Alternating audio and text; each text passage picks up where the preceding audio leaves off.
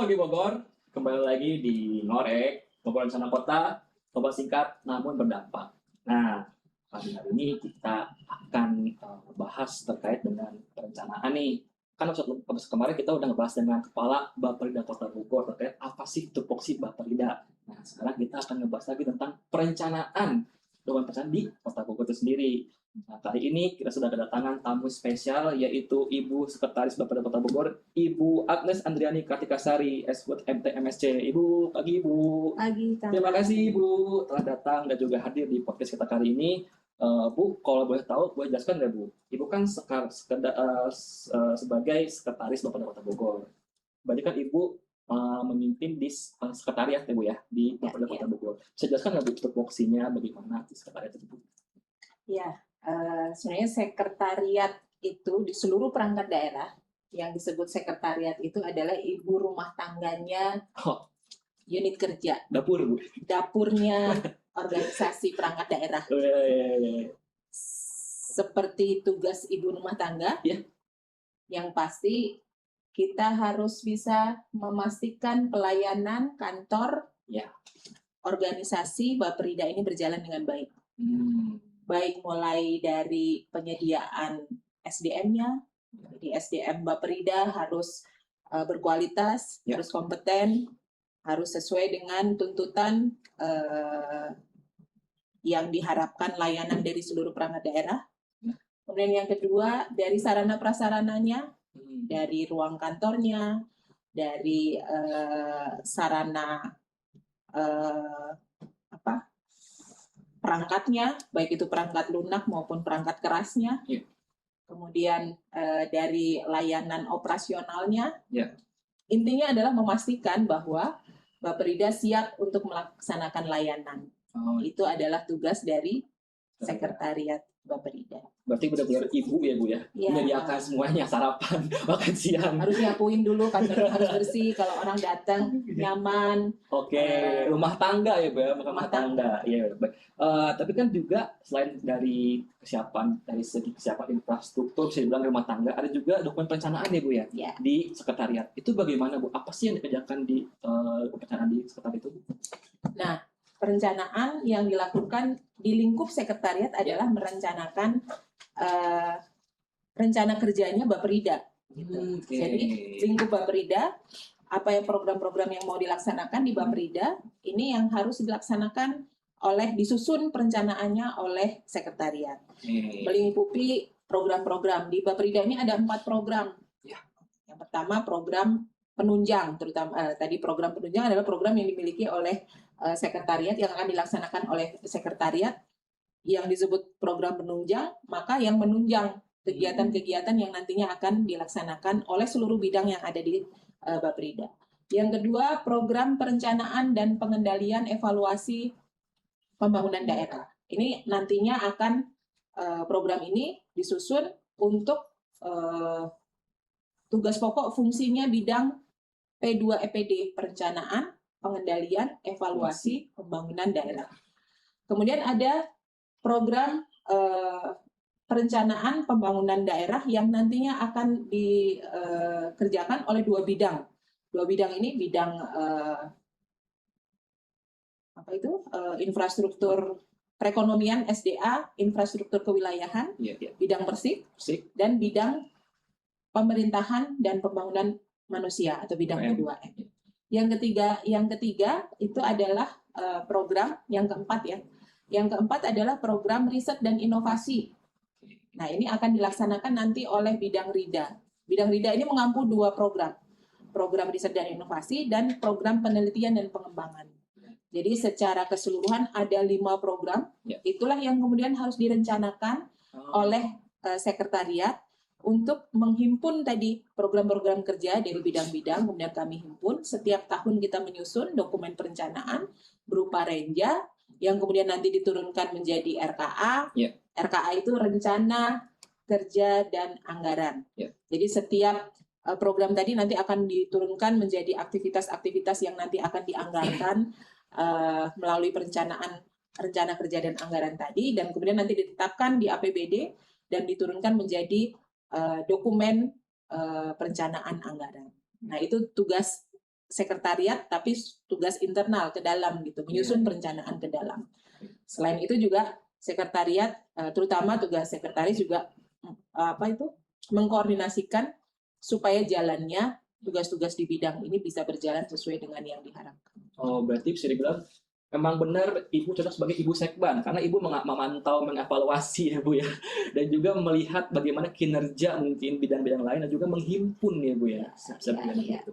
Nah, oke Bu, lalu kan kita sudah bicara dengan Bapak Kepala ya Bu ya, terkait dengan perencanaan di Kota Bogor. Bapak ini kan sebenarnya tupoksinya itu adalah menaungi atau menampung perencanaan dari butir-butir visi misi dari kepala daerah ya Bu ya. Nah, kalau boleh tahu nih Bu, kalau disederhanakan rencana itu dimulai dari mana ya titiknya Bu ya, prosesnya pada awalnya itu saat ada visi misi wali kota gitu. Awalnya apa Bu ya? Ya, sebelum itu sebenarnya ingin bercerita sedikit terkait dengan perencanaan. Perencanaan ini sama dengan kalau kita analogkan mudahnya, kita akan membangun suatu keluarga. Orang berpasangan, berpacaran gitu, kemudian menikah, kemudian dia akan membangun rumah tangganya, keluarganya akan dibawa kemana?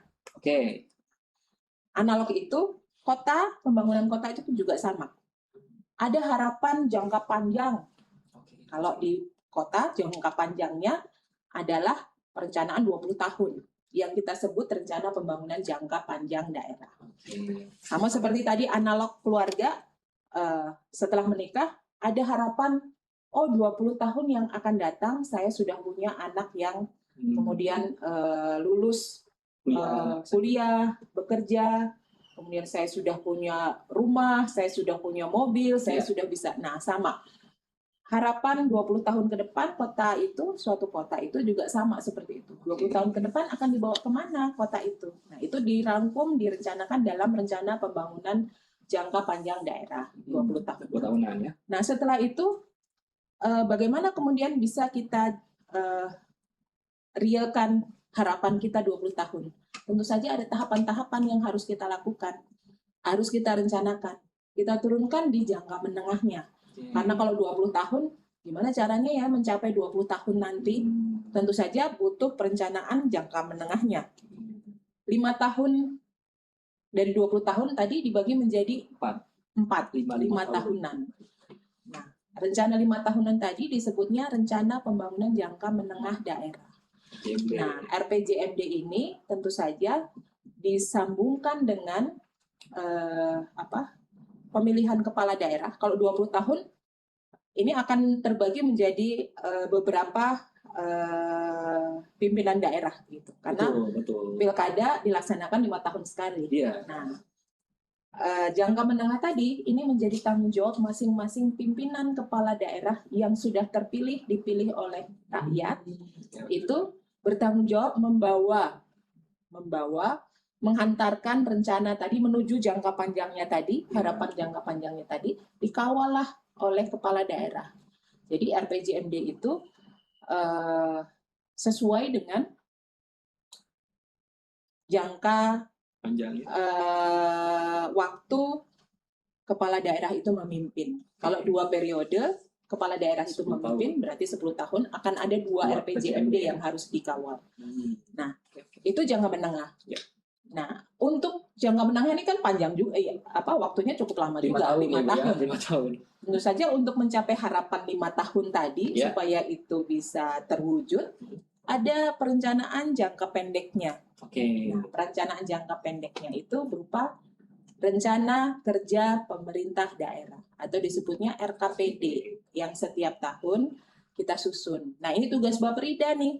Tugas Baperida yang harus menyusun RKPD tahunannya tadi, kemudian RPJMD, rencana jangka menengahnya, dan RPJPD.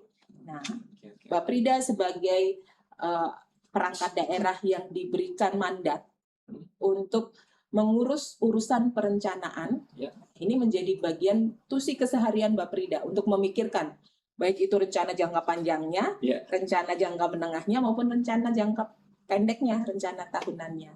Nah, selain itu juga kemudian diturunkan lagi, kita harus mengkoordinasikan seluruh perangkat daerah untuk menyusun tadi perencanaan-perencanaan tadi, tapi sektoral di masing-masing perangkat daerah. Gitu Kang Adit. Ya, berarti sangat menarik ya, Bapeda itu bukan hanya mereka sekarang, tapi juga ke depan, bahkan 5 tahun, 10 tahun. Bahkan mungkin saya sudah pensiun, Masih saya pensiun sekarang, kemudian 20 tahun mungkin sudah nggak ada lagi di Kota Bogor. Berarti maksudnya Bapak itu sering banget berkoordinasi dengan dinas-dinas lain ya Bu ya? Nah ini tadi menarik Ibu bilang kan RKPD, itulah tusi Bapeda. Nah bagaimana sih Bu proses penyusunan RKPD sendiri Bu? Awalnya bagaimana proses penyusunan RKPD itu? Jadi menyusun perencanaan tidak hanya RKPD, RPJMD maupun RPJPD tadi, ada 4 hal yang prinsip yang harus kita lakukan, tahapan yang harus kita lakukan. Penyusunan perencanaan itu yang pertama melalui penyusunan rancangan teknokratisnya. Apa itu rancangan teknokratis? Adalah kita punya data, kita punya analisa, kemudian kita punya teori-teori perencanaan yang kita rumuskan dari berbagai sektor, itu kemudian kita susun dokumen rencana teknokratisnya. Nah, selain itu, kemudian ada unsur politisnya. Nah, unsur politis itu tadi karena kepala daerah itu sebagai penanggung jawab nanti rencana jangka menengah maupun rencana tahunannya. Janji-janji politis kepala daerah yang tertuang sebelum pelaksanaan pilkada ini kemudian kita rekam gitu. Itu unsur politisnya. Selain itu, politis ini juga perencanaan dari unsur politis ini juga perencanaan yang diusulkan oleh Bapak Ibu yang terhormat di anggota DPRD melalui pokok-pokok pikiran. Nah, ini menjadi bagian perencanaan dari unsur politisnya. Nah, kemudian ada yang kita adop juga atau kita inventarisir juga perencanaan dari top down. Top down ini adalah perencanaan yang kemudian mandatori dari pemerintah pusat atau kemudian perencanaan yang sudah disusun oleh pemerintah Provinsi Jawa Barat yang kemudian harus disinergikan di dalam dokumen perencanaan, baik tadi di tahunannya, di RPJMD maupun di RPJPD, gitu di jangka panjang. Nah, selain 3 itu, kemudian yang terakhir adalah bottom up. Proses bottom up itu adalah partisipasi masyarakat melalui proses musyawarah perencanaan pembangunan atau kalau sering orang menyebut musrenbang.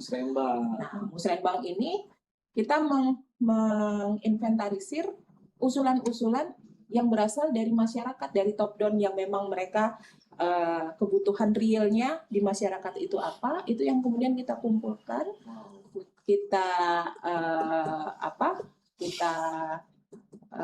kumpulkan melalui proses musrenbang tadi, baik itu melalui musrenbang dari tingkat kelurahan, kecamatan, nanti sampai tingkat kota.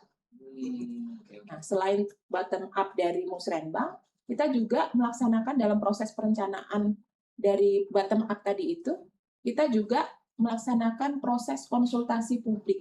Jadi setiap tahun kita melakukan proses konsultasi publik, mengundang seluruh stakeholder, pemangku kepentingan yang ada di Kota Bogor, untuk kemudian kita mintai saran masukan, usulan, apa yang harus dilakukan oleh pemerintah untuk menyelesaikan permasalahan maupun isu-isu yang sekarang ini terjadi di Kota Bogor. Gitu kan. Jadi sebenarnya perencanaan itu prosesnya sangat panjang dan juga banyak dinamikanya Bu ya. Karena kita harus bottom up yang bilang tadi kan dari masyarakat, contoh musrenbang seperti itu kan, kita juga konsultasi publik, ada juga dari top down, kita dari pusat harus mengikuti bagaimana arahan pusat dan juga ada politis juga. Nah, kalau misalnya kita bicara tentang yang bottom up nih Bu ya, yang musrenbang gitu kan kadang warga nih pasti kena musrenbang ya Bu ya. Tapi kayak misalnya saya udah nyaranin tapi kok yang saya nyaranin nggak jadi sih, misalnya ada warga ingin dong di tempat si A gitu, benerin jalannya, kok nggak benerin? Karena kan netizen begitu ya Bu ya, lama banget pemerintahan itu bagaimana menanggapinya? Ya, tentu saja yang namanya kebutuhan ini kan banyak ya, betul. Adit. Sama seperti tadi analognya keluarga, kita punya misalnya 3 orang anak, kebutuhan anak si A, si B, si C, ini pasti kalau minta ke orang tuanya banyak sekali yang diminta. Nah, tapi gaji orang tua, pendapatan orang tua, itu kan terbatas. Betul. Sehingga kemudian kita perlu membuat skala prioritas. Kalau misalnya si A anak kita minta dibelikan HP yang sudah up to date sekarang gitu. Sementara si B saya minta dibelikan buku tulis dan pensil. Buat kuliah atau gitu ya Bu ya? Buat sekolah. Buat sekolah. Yang si C, saya minta dibelikan skincare. Oh, skincare. Iya. Karena ini anaknya beda-beda nih. Dan cewek juga ya? Dan cewek juga. Cowok skincare nggak apa-apa sih. Iya. Nah, kemudian orang tuh harus berpikir, mana dulu yang akan saya belikan. Jangan skincare dulu ya Bu ya? Jangan skincare dulu. Skincare dulu, buku dulu. Kasusnya sama seperti yang baru-baru ini rame di media, kasus di Ngada, yang anak kelas 4 SD harus mengakhiri hidupnya. Oh iya, betul. Mengakhiri hidupnya karena tidak bisa beli alat tulis, buku dan tulis. Padahal dia anak yang cerdas, yang pintar, yang ini di sekolah. Nah, itulah tugas kita, tugas pemerintah untuk kemudian membuat skala prioritas. Maka setiap kali proses top down, musrenbang itu kita selalu minta, ini memang kebutuhan bottom up, tapi kemudian dibuatlah skala prioritas menyesuaikan dengan kemampuan sumber daya yang ada di kita. Itu dengar tuh wargi Bogor, kita juga mesti memilah-milih dulu, bukan berarti kita tidak peduli dengan apa yang akan aspirasikan, tapi kita ada skala prioritas, ada yang lebih dulu, mana urgensinya lebih tinggi. Luar biasa ini Ibu Sekretaris ya. Mungkin terakhir Ibu Sekretaris, ini closing statement dari Ibu terkait dengan perencanaan pembangunan di Kota Bogor. Mangga Ibu. Ya. Untuk merencanakan pembangunan di Kota Bogor itu tentu saja tidak bisa diselesaikan hanya oleh Bapperida. Sinergi dari pemerintah pusat, pemerintah provinsi Jawa Barat, sinergi dari unsur-unsur politis, dari DPRD, kemudian dari lembaga-lembaga yang lainnya, termasuk partisipasi masyarakat menjadi penting untuk menciptakan atau mewujudkan tujuan pembangunan daerah yang ada di Kota Bogor. Maka kemudian mari kita bersama-sama memikirkan Kota Bogor ini untuk pencapaian tujuan pembangunan yang sudah dicita-citakan, baik itu di Kota Bogor 20 tahun ke depan, 5 tahun ke depan, bahkan untuk tahun 2026 ini. Semoga itu bisa dilaksanakan bersinergi, kita bisa berkolaborasi untuk menyukseskan pembangunan yang ada di Kota Bogor, dan tujuan akhirnya adalah bagaimana kemudian kita bisa memastikan tujuan pembangunan kita, tujuan negara kita menyejahterakan seluruh warga kita itu bisa kita wujudkan bersama-sama berkat kolaborasi dan sinergi seluruh pihak. Itu saja mungkin Kang Adit. Luar biasa, terima kasih banyak Ibu Sekretaris atas waktunya. Ya, semoga apa yang direncanakan ke depannya itu adalah satu ikhtiar langkah baik kita untuk membangun Kota Bogor dan membangun kita untuk semua warga Kota Bogor semuanya. Ya Ibu, terima kasih banyak Bu. Terima kasih sudah diundang di sini. Terima kasih juga waktunya Ibu ke sini. Ya, teman-teman sudah cukup mungkin ya hari kali ini. Semoga bermanfaat bagi kita semua. Saya host Adit Jagung Melar, pamit undur diri. Jangan lupa untuk selanjutnya di Ngorek, ngobrol rencana kota, ngobrol singkat namun berdampak. Dadah.